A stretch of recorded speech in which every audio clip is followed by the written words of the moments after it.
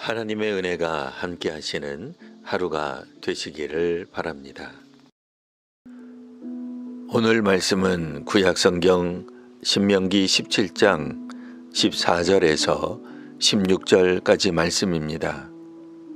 내가 내 하나님 여호와께서 내게 주시는 땅에 이르러 그 땅을 차지하고 거주할 때에 만일 우리도 우리 주위의 모든 민족들 같이 우리 위에 왕을 세워야겠다는 생각이 나거든 반드시 내 하나님 여호와께서 택하신 자를 내 위에 왕으로 세울 것이며 내 위에 왕을 세우려면 내 형제 중에서 한 사람을 할 것이요 내 형제 아닌 타국인을 내 위에 세우지 말 것이며 그는 병마를 많이 두지 말 것이요 병마를 많이 얻으려고 그 백성을 애굽으로 돌아가게 하지 말 것이니 이는 여호와께서 너희에게 이르시기를 너희가 이후에는 그 길로 다시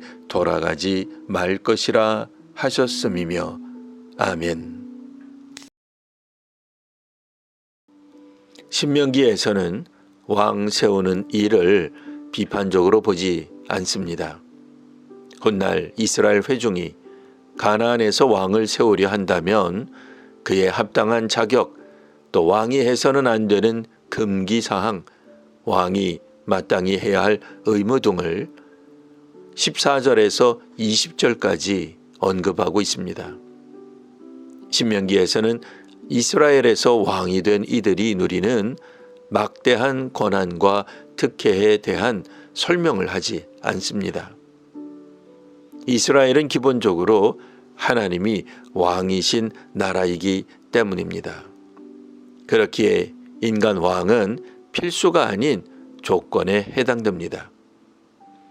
그래서 이스라엘 왕은 가나안 및 주변 왕들과는 다른 점이 있습니다.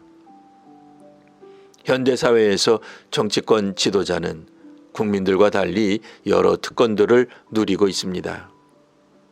혈연을 통해 세습되든 국민투표로 선출되든 이들과 달리 이스라엘은 기본적으로 하나님께서 택하신 사람이 왕으로 세워져야 했습니다. 대중들의 인기와 투표에 따라 지도자로 선출되는 오늘날 방식과는 다른 점이 있습니다.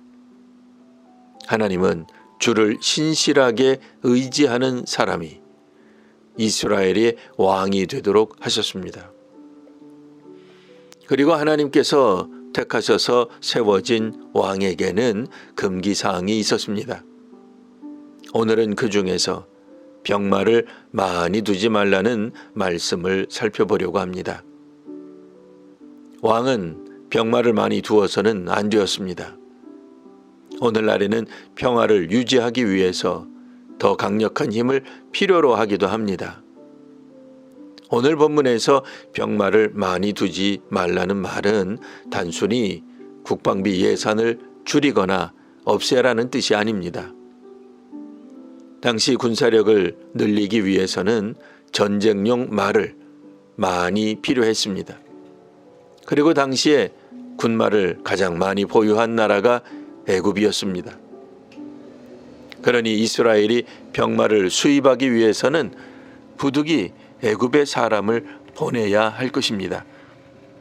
그런데 교역을 위해 이스라엘 외교관이 가는 이 모습이 마치 다시 노예로 돌아가는 듯한 인상을 줄 수 있습니다. 출애굽 이전으로 되돌아가는 것 같은 모습이 연출되기에 신명기에서는 금지하고 있습니다. 국민 안전과 방어를 위해 국력을 높이는 것 자체는 허용될 수 있습니다. 하지만 출애굽의 의미가 이로 인해 퇴색될 수 있었습니다. 신명기는 출애굽 후 40년이 지난 상황에서 광야 세대들이 본격적으로 가나안으로 들어가기 직전을 배경으로 하고 있습니다. 그런 점에서 이스라엘 백성들이 국방력을 높이기 위해 애굽에 손을 벌리는 장면은 이스라엘 정체성에 혼란과 위기를 가져올 수 있습니다. 하나님을 믿는 백성 공동체 정치 지도자는 다른 민족과는 다른 지도력을 발휘해야 합니다. 즉, 하나님이 본질적으로 왕이심을 인정해야 합니다. 이 나라를, 이 사회와 조직을 하나님께서 이끌어 가신다는 확신이 있어야 합니다. 우리 가정과 교회를 하나님께서 인도하신다고 믿을 때 가정과 교회 지도자들은 하나님의 말씀에 순종하고 있어야 합니다.